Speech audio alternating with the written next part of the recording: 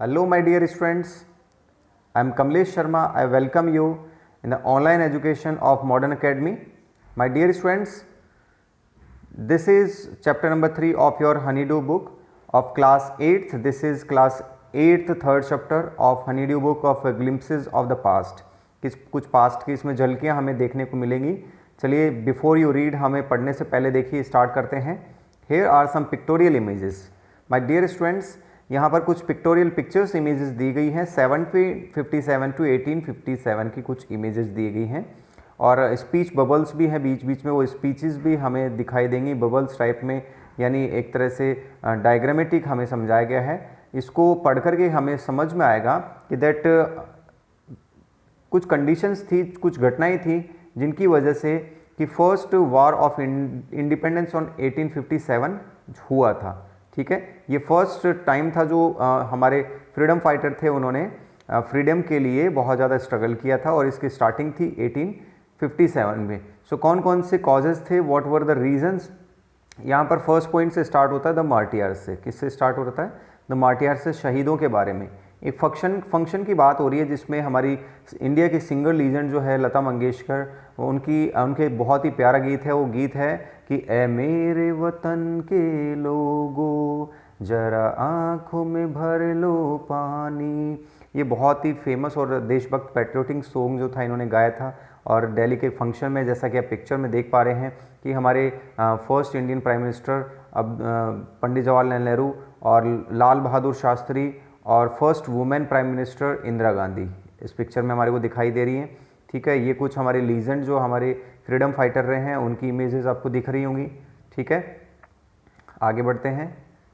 The companies conquest 1757 to 1849।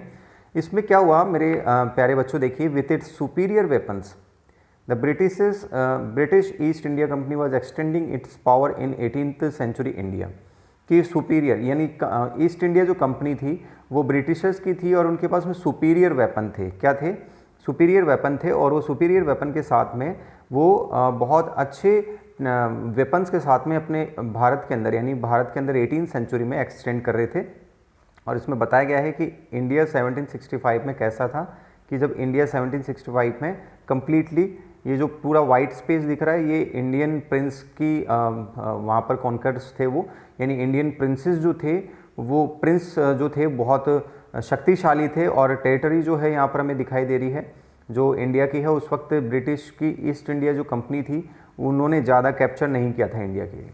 Indian princess were short sighted. India के जो princess थे वो शॉर्ट साइटेड थी, यानी शॉर्ट विजन था उनका और आपस में ही सभी लड़ते रहते थे और आपस में झगड़ा करते रहते थे। सो वो क्या करते थे? ईस्ट इंडिया कंपनी की हेल्प लेते थे। क्या करते थे? ईस्ट इंडिया कंपनी की हेल्प लेते थे एक दूसरे को हराने के लिए। सो इस तरह से ईस्ट इंडिया कंपनी जो है उनको they had no peace due to such constant fight. वो छोटी छोटी बातों के लिए लड़ते रहते थे और इस चीज़ का फ़ायदा जो था वो किसने उठाया? ईस्ट इंडिया कंपनी ने। Rivalries have the East India company and it could easily subdue Indian princes one by one.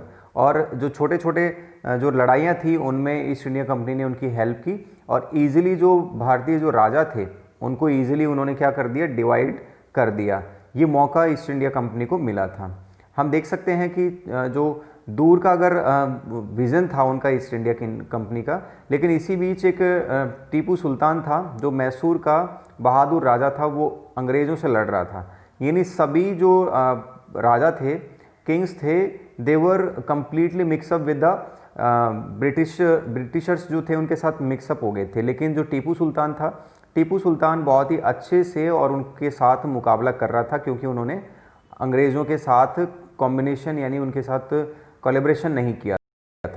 Thank God there is peace in the country now. कुछ लोगों का, कुछ राजाओं का मानना था कि अंग्रेज़ों के आने से शांति हुई है और लूटपाट की घटनाएं कम हुई है, क्योंकि पहले जो इतने भी मुग़ल एम्परर्स थे वो मुग़ल एम्परर्स क्या करते थे? लूटपाट की घटनाएं ज़्यादा करते थे। लेकिन यहाँ पर कुछ लोगों का मानना भी था कि हमारी ये बुरा भाग्य है कि अंग्रेज़ यहाँ पर आए और अंग्रेज़ों ने हमारे साथ इस तरह से बिहेव किया। तो कुछ अलग अलग डिपेंड था कि किस तरह से लोग रिएक्ट कर रहे थे। The white man has killed और डिथ्रोन आवर किंग। यहाँ पर अब बातें कर रहे हैं कि हमारे ये जो अंग्रेज़ हैं हमारे राजाओं को मार दिया। कुछ किंग जो थे वो इसके बावजूद भी जो थे उनकी ज़मीनें जो थी लूट ली गई थी, बहुत ज़्यादा परेशान थे और इसके बाद हम पढ़ते हैं now we have become slaves of foreigners. कुछ जो पीजेंट्स थे, किसान थे, वो कहते थे कि हमारी ज़मीनें जो है इन अंग्रेज़ों ने छीन ली और अब हम जो हैं गुलाम बन चुके हैं। तो यहाँ पर कुछ लोग जो थे वो सेटिस्फाई थे, कुछ नहीं थे। अब ब्रिटिश रूल आता है मेरे बच्चों 1765 से 1836 के बारे में बात करते हैं। रिलीजियस लीडर जो थे वो बैठ कर के और जो बड़े बड़े धर्मगुरु जो थे वो बढ़ावा दे रहे थे, किसको, अनटचेबिलिटी को बढ़ावा दे रहे थे और चाइल्ड मैरिज को बढ़ावा दे रहे थे। यानी बड़े बड़े जो लीडर्स थे जो रिलीजियस सपोर्ट करते थे तो वो बच्चों के बाल विवाह को और अनटचेबिलिटी को सपोर्ट कर रहे थे। सो इस तरह से बहुत ज़्यादा जो रिलीजन में पॉल्यूशन था वो भी बढ़ गया था उस वक्त। और ये सब जो था वो टोटली इनकी प्लानिंग का हिस्सा था, किनका, ब्रिटिशर्स का। ये सारी जो परेशानी थी महिलाओं के लिए, सारी परेशानी, all the misery in the world is due to women. यहाँ पर कुछ लोगों को मानना था कि सारी परेशानियाँ महिलाओं की वजह से है, कुछ का मानना था कि अनटचेबिलिटी के बारे में उनके पॉजिटिव विचार थे। तो इस तरह से ये जो नेगेटिव चीज़ें थी ये बढ़ रही थी। सच जो था वो इंडियंस जो थे हैड लॉस्ट सेल्फ रेस्पेक्ट। सच्ची बात ये थी कि वास्तविकता ये थी कि जो इंडियंस थे उनकी सेल्फ रेस्पेक्ट जो थी वो ख़त्म हो चुकी थी। सबसे इंपॉर्टेंट बात जो थी उनकी सेल्फ रेस्पेक्ट ख़त्म हो गई थी। बीइंग मर्चेंट, जो मर्चेंट और व्यापारी होने के नाते सभी जो ब्रिटिशर्स थे वो बहुत अच्छा प्रॉफिट कमा रहे थे और हैवी टैक्सेस ले रहे थे। किनसे, जो इंडियंस थे उनसे बहुत ज़्यादा टैक्स ले रहे थे। और but you are man taking all my crops, अंग्रेज जो थे सारे किसानों से क्या ले रहे थे, सारी टैक्सेस के रूप में बहुत ज़्यादा कमीशन जो थे उनसे ले रहे थे। उसके बाद प्रॉफिट बहुत कम बचता था। आगे देखिए, द नेटिव्स और ऑफ वनवर्ती in trust in capable honesty, trust your honour but I am honest. ये इन्होंने छोटी छोटी ऐसी बातें करके फुसलाया। लोकल जो थे उन्होंने, ये जो लोकल थे उनको फुसलाया, क्योंकि इंडियंस बहुत इनोसेंट होते थे। उनको बेला फुसला करके अपने पक्ष में लिया और सारी ज़मीनें हड़प ली। स्टिल द ब्रिटिश जो थे वो अलग अलग तरह से प्रॉफिट कमाने का मेथड ढूंढ रहे थे कि किस तरह से ज़्यादा इंडियंस को लूटा जाए। और इस तरह से जो फेमाइन्स जो थे, यानी कुछ 1882 से लेकर के अगर हम बात करते हैं तो 1836 तक 50 lakh Indians died of starvation. ये एक डेटा है कि इस वक्त 1822 से तक लगभग 15 लाख इंडियन जो थे वो भूख के कारण मर गए, उनकी प्रॉपर खाना नहीं मिला। और ब्रिटिश पुलिस पॉलिसी जो थी उनको बहुत ज़्यादा परेशान कर रही थी, बहुत ज़्यादा उनको सप्रेस कर रही थी। इस तरह से ये इन्होंने बेला फुसला कर ईस्ट इंडिया कंपनी जो थी उन्होंने जो इंडियन इंडस्ट्री जो थे उनको कुचलना शुरू कर दिया, उनके साथ खिलवाड़ करना शुरू कर दिया। इंडियन हिस्ट्री के ऊपर बहुत ज़्यादा उन्होंने लॉज थोप दिए, इसलिए इंडियन बिजनेस जो था वो लोकल ख़त्म हो चुका था।